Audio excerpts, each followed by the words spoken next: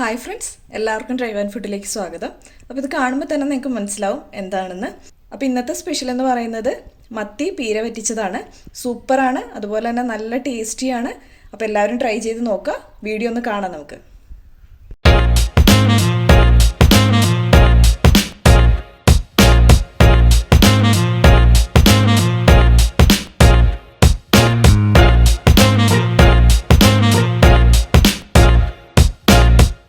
നമുക്ക് മത്തി എങ്ങനെ പീര വയ്ക്കുന്നതെന്ന് നോക്കാം. ഞാനിപ്പോൾ ഒരു 1/2 കിലോ മത്തിയാണ് എടുത്തിരിക്കുന്നത്. ഇതുപോലെ ചെറുതായിട്ട് കട്ട് ചെയ്തത്.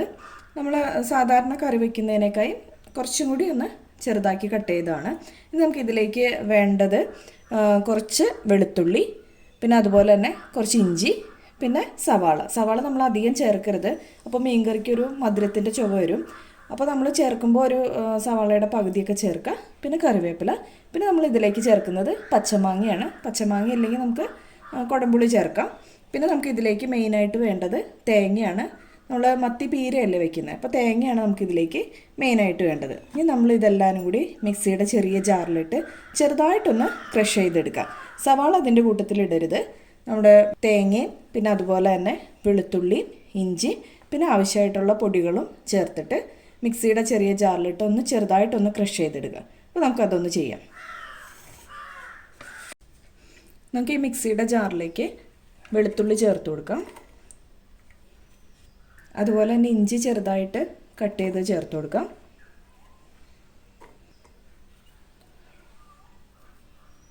രണ്ട് തണ്ട് കറിവേപ്പില ചേർത്ത് കൊടുക്കാം. നമുക്ക് തേങ്ങ ചേർക്കാം.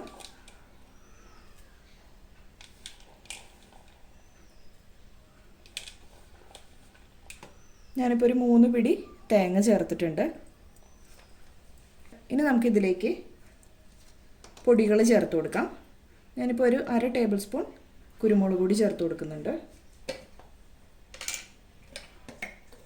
പച്ചമുളക് ചേർക്കുന്നവർക്ക് അത് ചേർക്കാം. ഞാനിപ്പോൾ സാധാ മുളക് പൊടിയാണ് ചേർക്കുന്നത്. 1 ടേബിൾ സ്പൂൺ മുളക് പൊടി ചേർക്കുന്നുണ്ട്. കുറച്ചുകൂടി ചേർക്കുകയാണ്. അപ്പോൾ ഒരു 1.5 ടേബിൾ സ്പൂൺ മുളക് പൊടി ചേർത്തിട്ടുണ്ട്.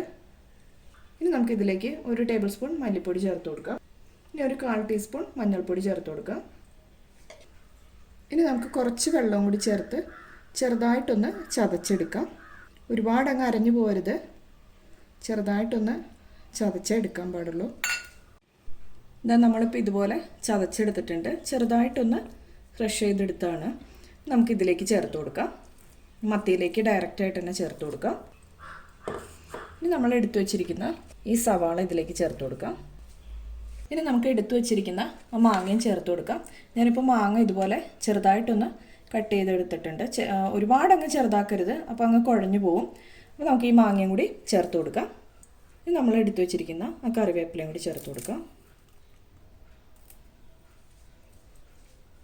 കറിയിലേക്ക് ആവശ്യമായിട്ടുള്ള ഉപ്പ് ചേർത്ത് കൊടുക്കാം. ഇത് നമ്മൾ നേരത്തെ തേങ്ങ അരച്ച മിക്സിയുടെ ജാറിലേക്ക് കുറച്ച് വെള്ളം കൂടി ചേർത്തിട്ട് നമുക്ക് ഈ മീനിലേക്ക് ചേർത്ത് കൊടുക്കാം. നമുക്ക് ഈ വെള്ളം കൂടി ഇതിലേക്ക് ചേർക്കാം. നല്ലതുപോലെ എന്നിട്ടൊന്ന് മിക്സ് ചെയ്ത് കൊടുക്കാം. നമ്മളിപ്പോൾ ചേർത്ത മീനും മാങ്ങയും സവാളയും പിന്നെ തേങ്ങ അരച്ചതല്ല തേങ്ങ ചതച്ചതും എല്ലാവരും കൂടി ഒന്ന് നല്ലതുപോലെ ഒന്ന് മിക്സ് ചെയ്യാം. പിന്നെ മാങ്ങയുടെ പുളി കുറവാണെന്നുണ്ടെങ്കിൽ നമുക്ക് ഈ ടൈമിൽ കുടംപുളി ചേർത്ത് കൊടുക്കാം. ഇപ്പം ഞാൻ മാങ്ങയിട്ട് തന്നെയാണ് വയ്ക്കുന്നത്. ഇതിപ്പോൾ നമ്മൾ നല്ലതുപോലെ മിക്സ് ചെയ്തെടുത്തിട്ടുണ്ട്. ഇനി നമുക്ക് ഡയറക്റ്റായിട്ട് ഇത് ഗ്യാസിൽ വെച്ച് ഒന്ന് കുക്ക് ചെയ്തെടുക്കാം.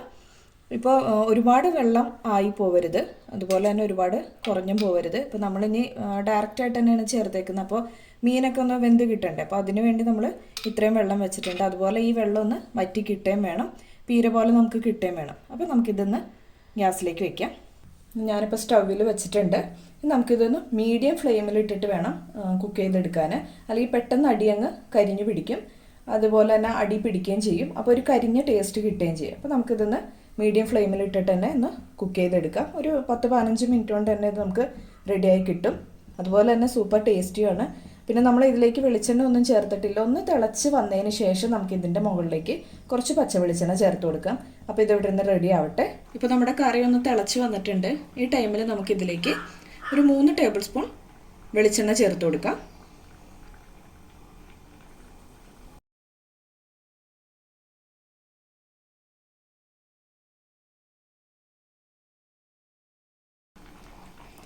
ഇനി നമ്മളിത് ഇളക്കി കൊടുക്കുകയൊന്നും ചെയ്യരുത്.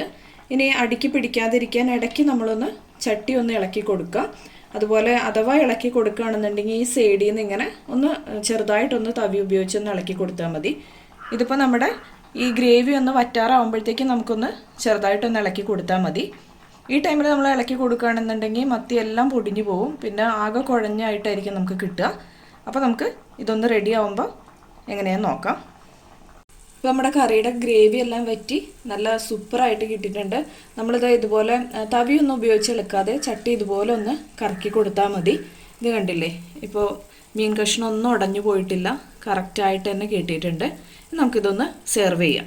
അപ്പോൾ വീഡിയോ എല്ലാവരും കണ്ടില്ലേ? ഇഷ്ടമെങ്കിൽ സപ്പോർട്ട് ചെയ്യുക, ഷെയർ ചെയ്യുക, അതുപോലെ തന്നെ കമൻറ്റും ചെയ്യുക. അതുപോലെ തന്നെ എല്ലാവരും ട്രൈ ചെയ്ത് നോക്കുക, സൂപ്പർ ടേസ്റ്റിയാണ്. അപ്പം ഇനി അടുത്ത വീഡിയോയുമായി വീണ്ടും കാണാം.